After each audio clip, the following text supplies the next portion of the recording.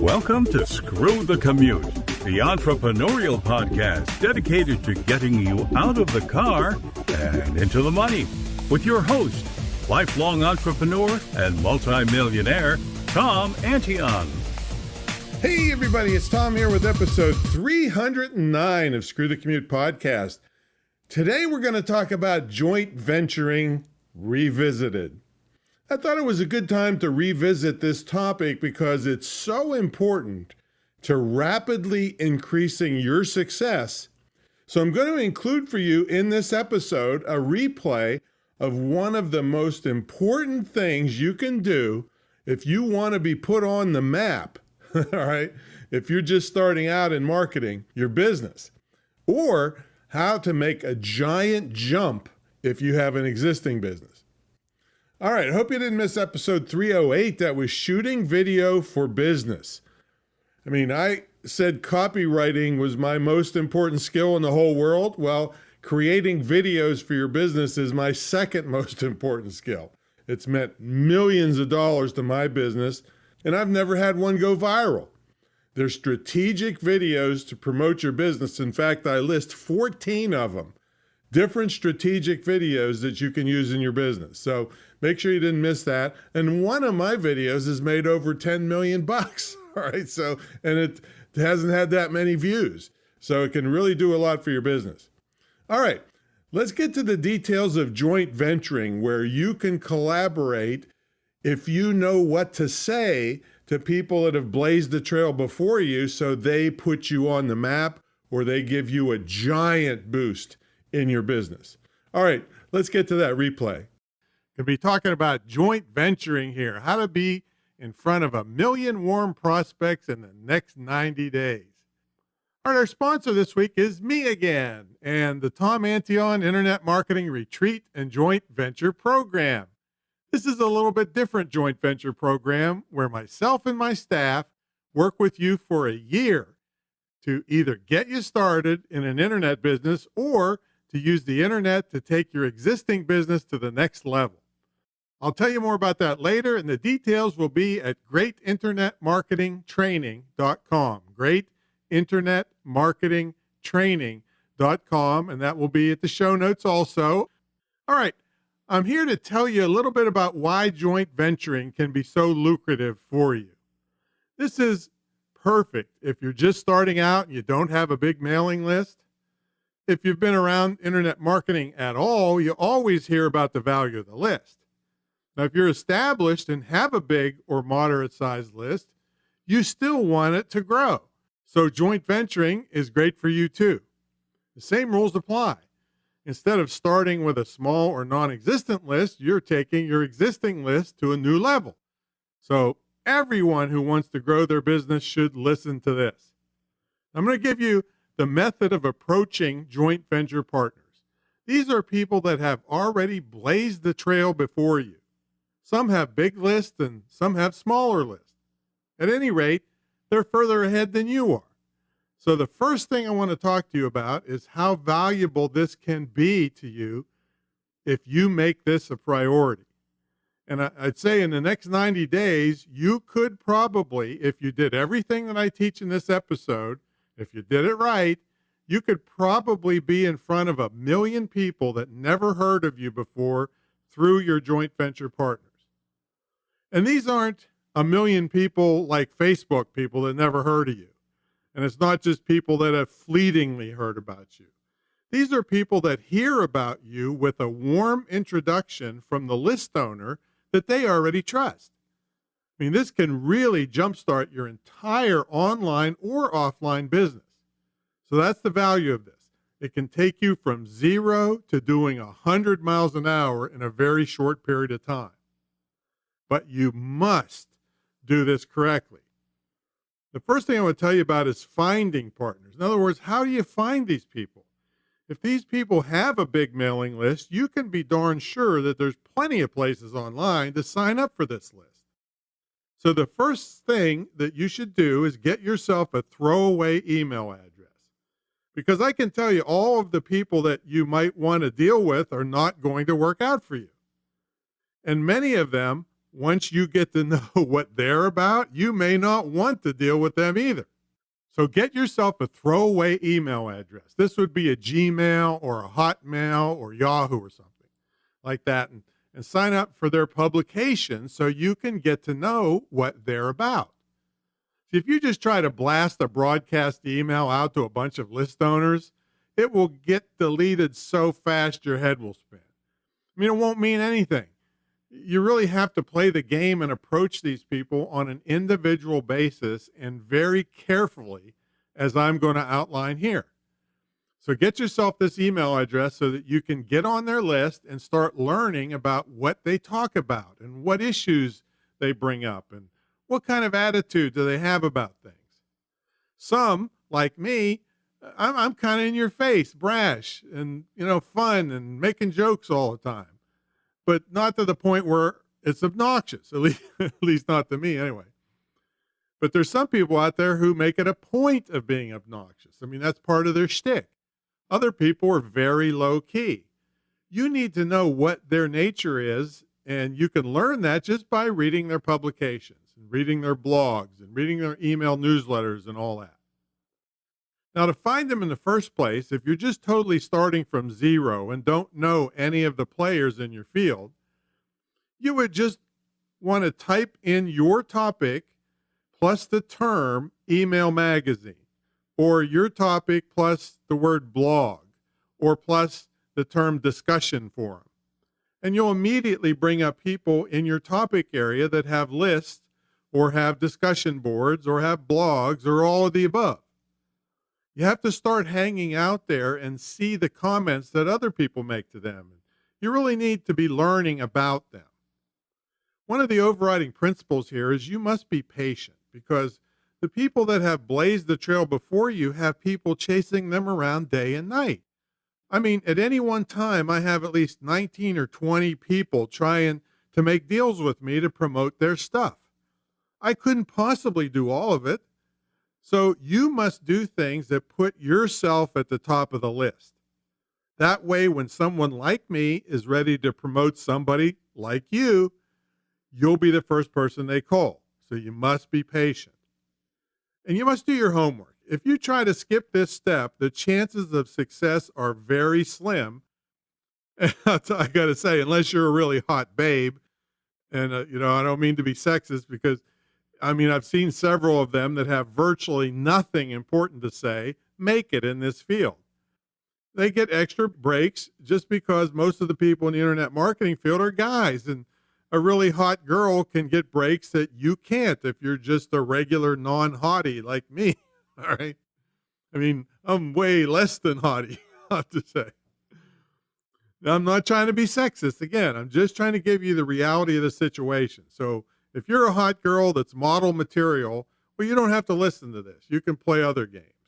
But for most of us who have to do it correctly, you got to find the people. You got to start looking for their publications or emails or magazines or blogs or forums and get to know them first. That's the absolute main thing. Now, when you identify some people that you think would be, you would like to target, how do you get a hold of them? Many of them, and I'm one of the few at my level that you can even get halfway close to. And even my folks at my phone number screen my calls heavily. And I even have a phone number. Many of the places, there's no way on earth you can call them. They hide from you. They don't want to hear from you. They don't want anybody to call them. See, I have a real business here where I operate and we answer the phones. But still, the people screen very heavily because people were chasing me around all the time. And I know they really don't know how to play the game.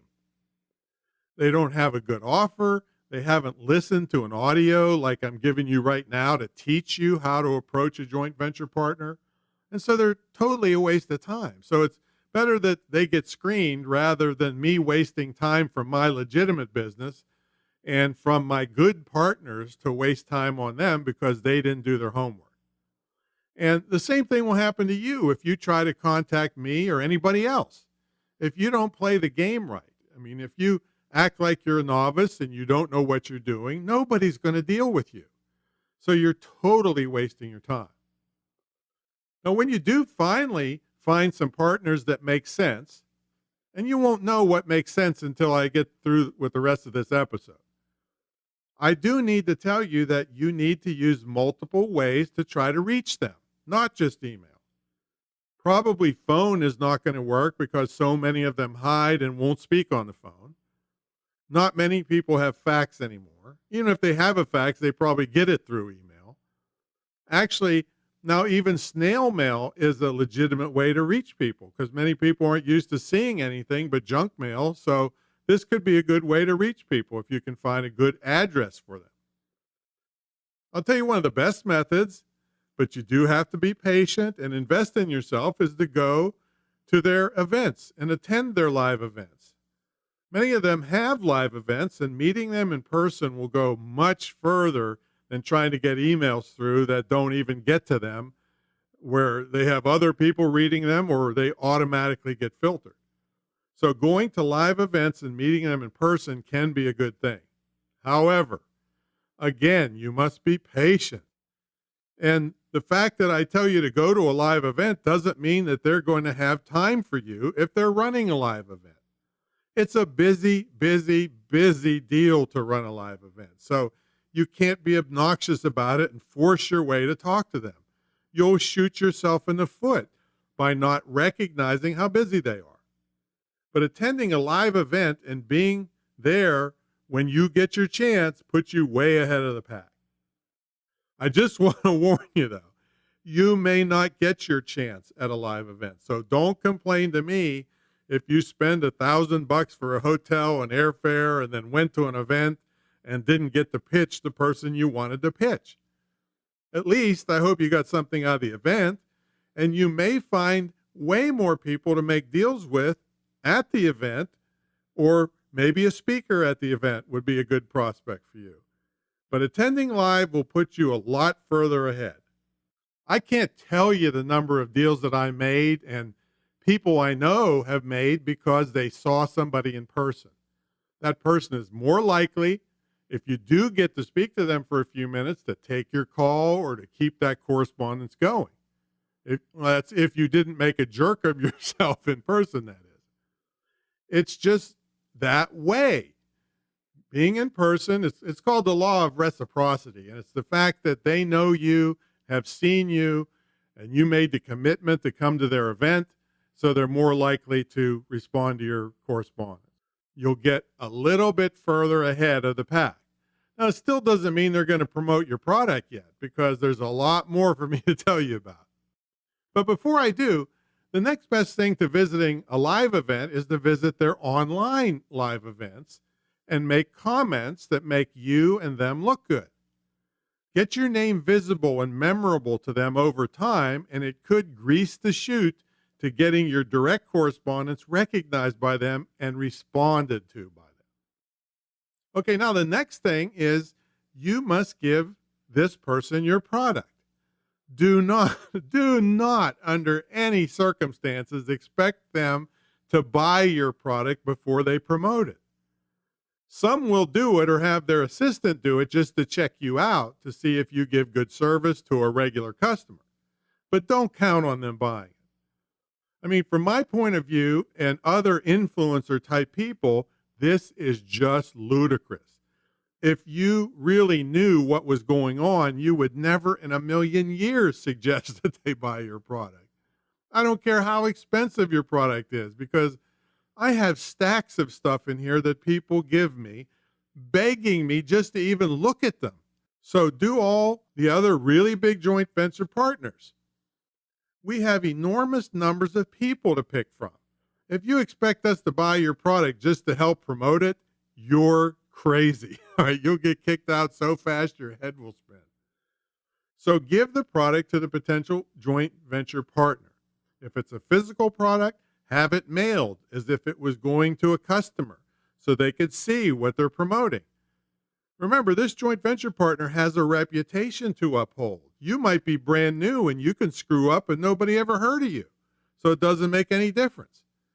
But it makes a darn big difference to me, who sweated blood for 24 years creating a reputation online, And you can't expect me or any other legitimate joint venture partner to promote something that we don't even know if it's any good. If somebody does agree to promote garbage, you will most likely get lots of returns and you're most likely dealing with an unscrupulous person.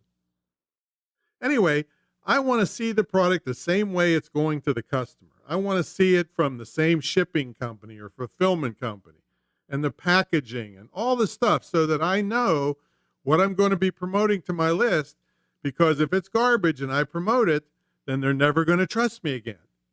And I'll tell you, no matter how much I could make on your deal, it's not worth it when it's going to kill all the rest of my deals for years to come. So it better be good.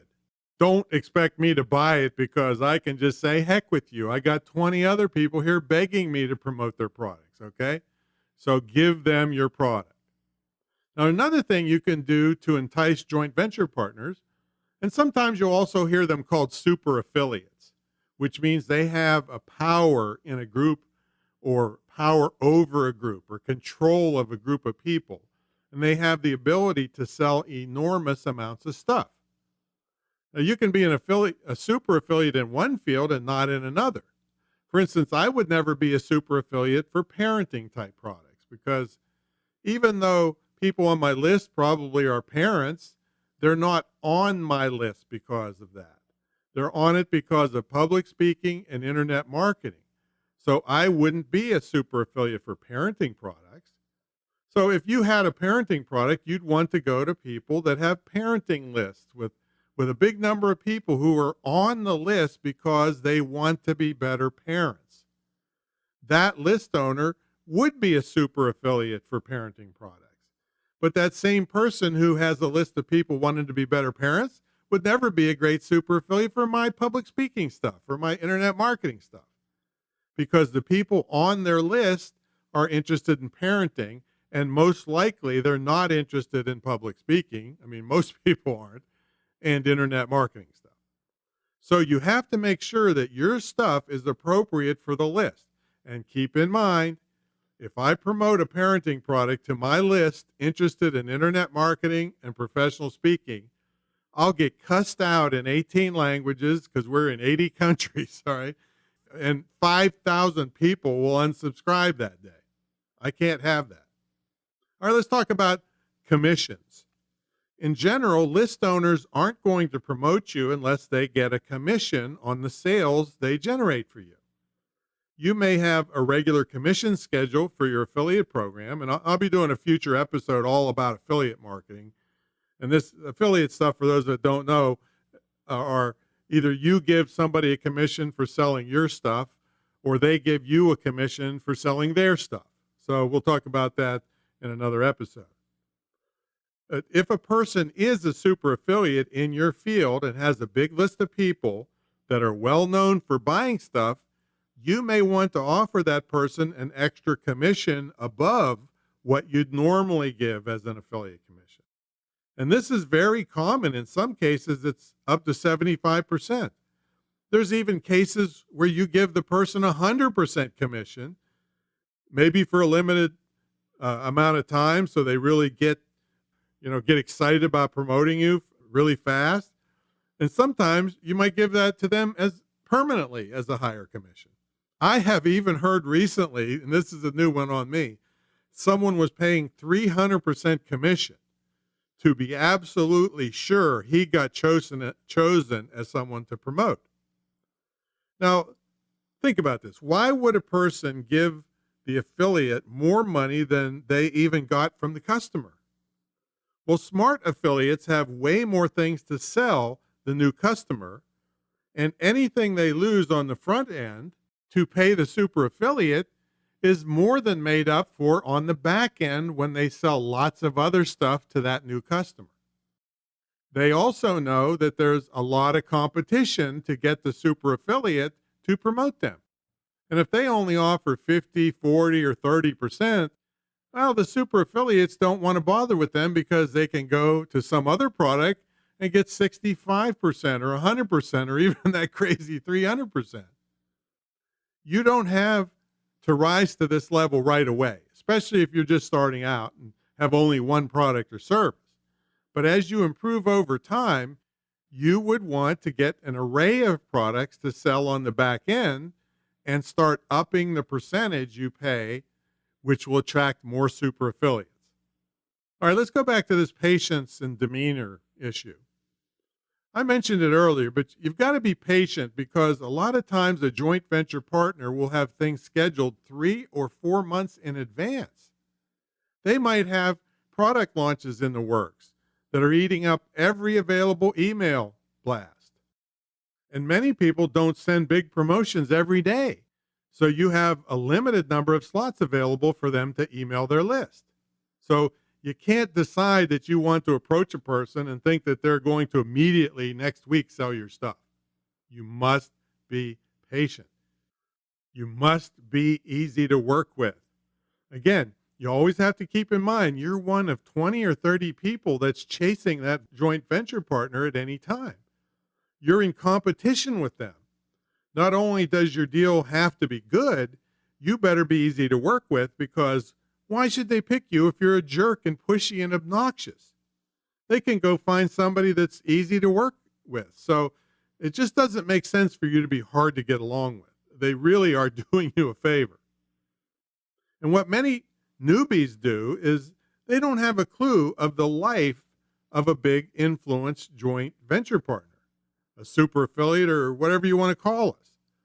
All they can think about, and they're almost like little kids, is we call them newbies or babies in the industry because all they can think about is themselves.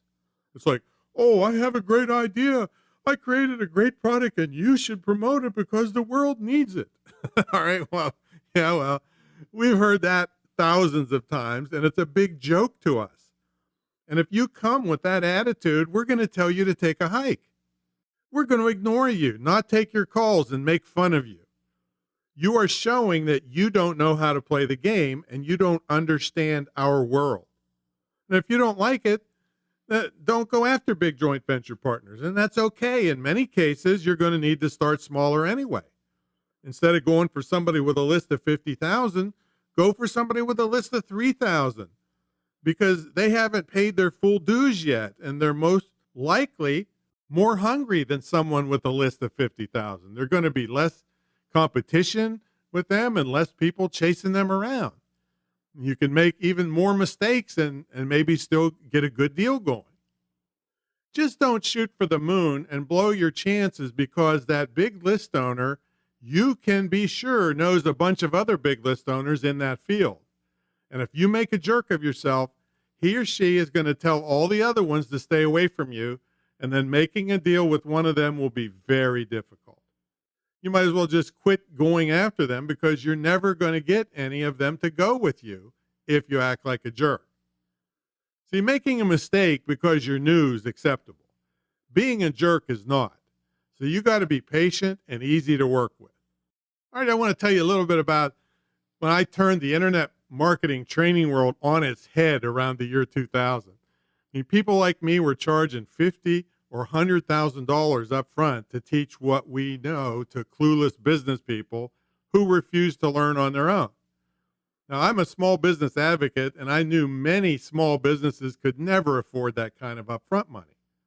So I made all those gurus mad by charging a relatively small entry fee to my program, but that also got a percentage of profits that was capped so people were not stuck with me forever. So for me to get my big money, you have to make way bigger money. Plus, you know I'm not going to disappear on you because I won't get any more money, okay? And I went one step further it's never been done before. See, I have a big estate home and TV studio where my students, as part of their year-long training, come and actually stay in my house for an immersion weekend. And that's just one of the unique features of my very unique mentor program. You can check out the full details at greatinternetmarketingtraining.com, and I'll have that in the show notes, of course.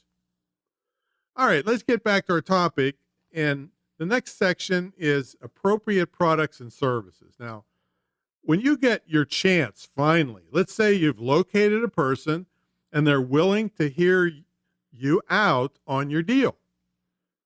Don't blow it at this point. Folks, if you made it all the way that far, I'm going to give you some things that you must be ready for so that you don't blow your chance when you get it. And the first thing is the product must be appropriate for their list. I used the example earlier about the parenting product. The reason that came to mind is because there have been several people over the years come to me and try to make this pitch. Oh, Tom, you've got this big list of 100,000. A lot of them are parents. You should promote our parenting product to your list. And I'm sitting there thinking, all right, you don't know how to play the game. You don't understand. If I would promote that parenting product to my list of people who are on my list for public speaking and internet marketing, I told you this before, you don't understand because you've never sat here and gotten cussed out in 18 languages. You've never seen 5,000 people unsubscribe in about 6 hours because I promoted something that wasn't appropriate for why they're on the list. Yes, they might be parents, but they're not on my list because they're parents. Now, you'd be better off taking that product to somebody that's got a parenting list. So if you come to me with an inappropriate product for the list, no matter how good it is, no matter how much money you offer me, no matter how sweet the deal is, I'm going to tell you to take a hike. Okay. Now, if you're nice and you're being nice and you don't know any better, I might not tell you to take a hike, but I'm going to get rid of you somehow because you're wasting my time. You obviously don't know how to play the game. You have no chance on earth of succeeding with trying to promote a product to the wrong list. So you're wasting everybody's time and effort. Just keep that in mind. I don't want to see that happen to you. The first thing is the product must be darn appropriate. So how do you know that, if it's appropriate or not? You go back and you sign up for the person's list and you see what they've been promoting. You look at back issues and you read their blog back for a couple months or more and you see the kinds of things that they're into and what their people want. If your product or service doesn't fit, it's too bad. You just go to the next list owner. All of us big list owners have heard beginners try to make a stretch of why your product is perfect for us. We've been working our list for years and we know that you're crazy. Well, not necessarily crazy, but you would be making a fool of yourself and ruining your chances, hurting your reputation by approaching a list owner with the wrong product. All right, the next thing, there must be enough money in the deal. In other words, your product must cost enough to make it worthwhile for a major list owner to promote it. And here's another thing you might not understand. Some of the things I promote to my list, I get a $2,000 commission on. $2,000.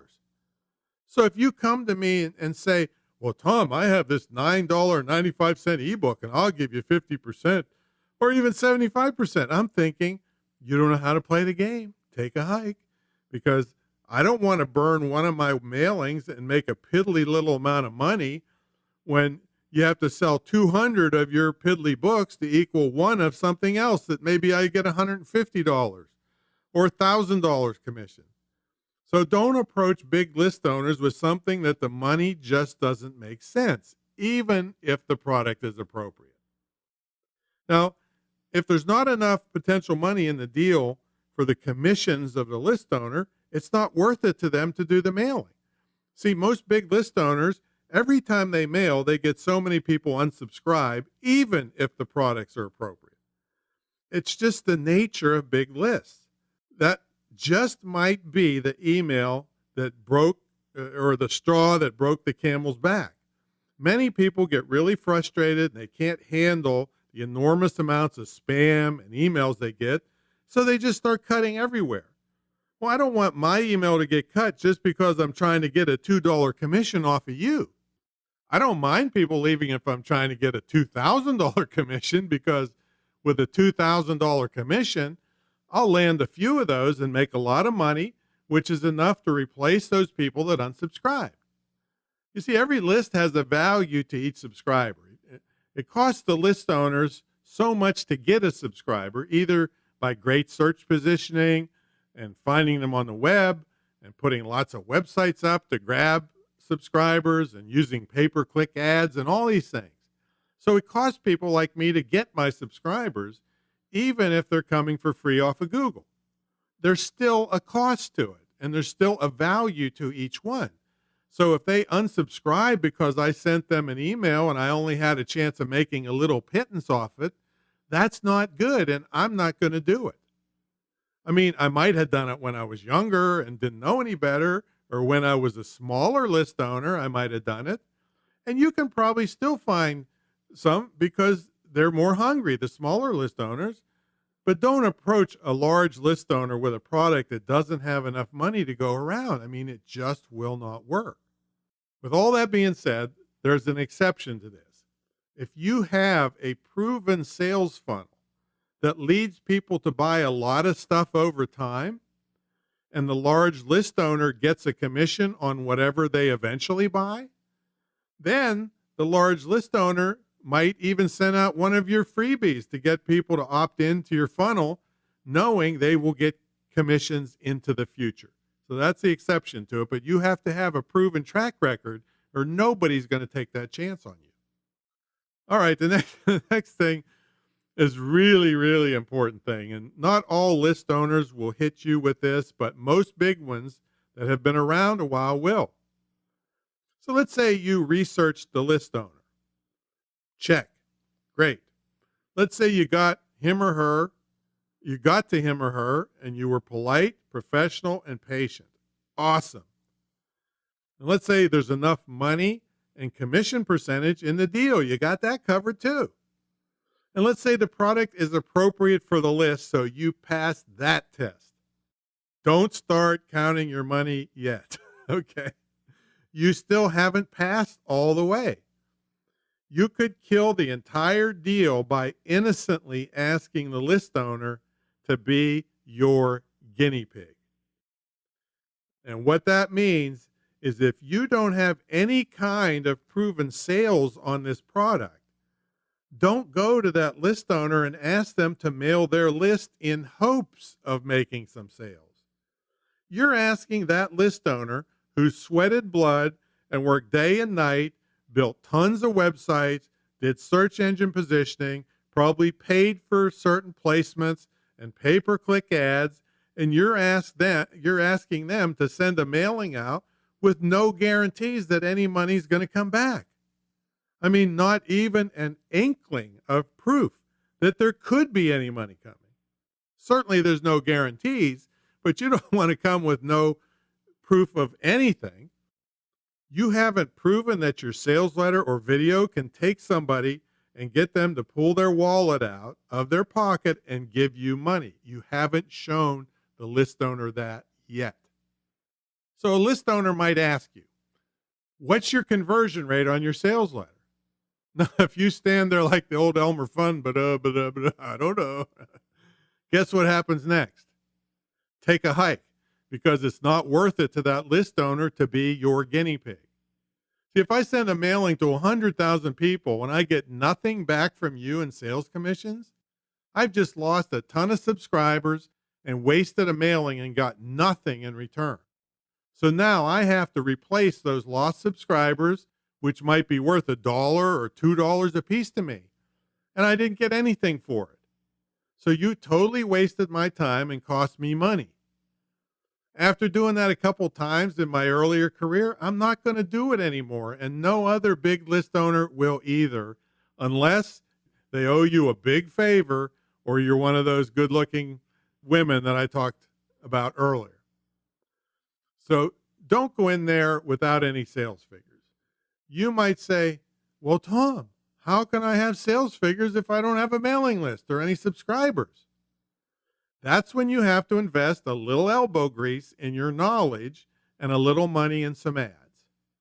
Now, in episode 28, I covered advertising and promoting your business online. You could substitute the word product for the word business. So it would be advertising and promoting your product online. Now, in that episode, I showed you many ways to get viral traffic, along with ideas to save you lots of money when advertising. So go back and listen to episode 28 carefully. And it would be a good idea to get a copy of the ebook I wrote that goes much more in depth on that topic. It's in the show notes on episode 28. All right, back to the guinea pig stuff. What you will do is use the techniques from episode 28 and drive traffic to your sales page or video. You will count how many people visited the sales letter, and you will count how many people bought. Even if your numbers are small, or let's say you get a small list owner that's got 500 people, and you can sell 2 or 3 of your products from mailing to that small list. At least you're coming to me with some kind of figures. Here's a scenario of what you would say to me if I or some big list owner ask you, what's your conversion rate? Well, you would say, we tested it with a small group with a person who had a list of 500. So we sent out 500 people. We had about 150 people click through to check out the sales letter. And out of those 150, we sold 3 of our $497 packages. That's a 2% conversion rate on a roughly $500 product. Okay, so here's what I'm sitting there thinking. Wow, this person knows what they're doing even though they're a beginner. He did his homework. He's coming to me properly. He's coming to me with some figures, which tells me he invested in himself and that he tried this and got some results. He's not asking me to be his guinea pig. Then he says to me, I got this result, and I'm thinking that with your season list of more warm customers, that maybe we can do even better. Now, just the fact that he's coming to me talking like that, even though the numbers weren't great, I'm thinking, wow, this person knows how to play the game and just passed the next test. Again, you're doing great, but don't count your chickens yet. All right? This still doesn't mean I'm going to mail for you. But you've made it to third base and you're ready to round third to make a home run here pretty soon. And that's because of how you acted so professionally. So I'm going to take the time to look at your sales process. I'm going to look at your sales letter, and I might see why it's not converting as well. I'm going to dig in and see the list you sent to see what they're all about and what type of people they are.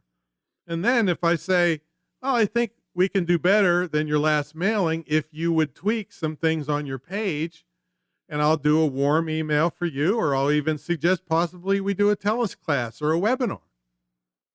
However, that's hard for me to do a teleclass or webinar with you if I've never heard you on one. I had one lady that was great on what she did for a living, but she totally sucked on a teleclass. I was so embarrassed. I was pulling teeth to get her to say what she was supposed to say, and then she'd contradict me, and then she just made an ass out of both of us. So it's very unlikely I'll put you on a teleclass or webinar. And here's a tip, unless, of course, you come to me with a recording of how well you did on another teleclass or webinar. There's another sidebar tip for you. And even if you suck on teleclasses and webinars, I still might do an email for you if you come to me with an appropriate product, there's enough money, and you give me some type of conversion rate figures, and you don't ask me to be your guinea pig. So if you do those things, if you find partners that are appropriate, you meet them in person if possible, give them an extra commission to entice them, make sure you're easy to work with. And one of the things you do if you finally land a deal is don't make the joint venture partners work. All right? They worked for years. Now it's your turn. So you darn well don't want to get all the way to the end and you're sliding in the home plate and then you get tagged out. Okay. There would be a mistake that would kill the entire deal at this point. Do not expect the joint venture partner to write up an email and set everything up and go and sign up for your affiliate program and do all the work when they're really busy. You should do all of that. You should write sample emails that they can tweak for their list. You should write sample questions for them if they're going to have you on a teleclass or webinar. You should sign them up for your affiliate program and give them the link. Don't make them work, because I've seen deals get all the way to the end, and I've been involved in them, got all the way to the end, and it was a good deal, and then they want me to write stuff and go sign up, and I'm desperately busy from morning till night, and the deal fell apart because they didn't make it easy for me to participate. So don't let it fall apart at that point. Now, if you do all this stuff, folks, you will surpass 99% of the people trying to get joint venture partners. Doing this correctly can put you on the map. Now, I've heard other big marketers tell me that I was the one that put them on the map. I can tell you, they wouldn't even be on the map, a GPS or a toy compass, had they not approached me properly. So I suggest you get the show notes for this episode. This is 31, and the complete transcripts there also, and make yourself a written outline of all the points I made today. If you do this seriously and do it the way I just outlined for 90 days, and who cares if it takes a little longer, just do it. I mean, I don't care if you work morning till night. The end result is worth it because you could be in front of 1 million people, warm leads that never heard of you. And that could mean a boatload of money for you, joint venture partners that can't wait for your next promotion, and a firm position established on the internet marketing map. All right. I want to tell you a little bit about my mentor program again, and we'll pack it in. Check it out. It's the longest running and most successful and most unique.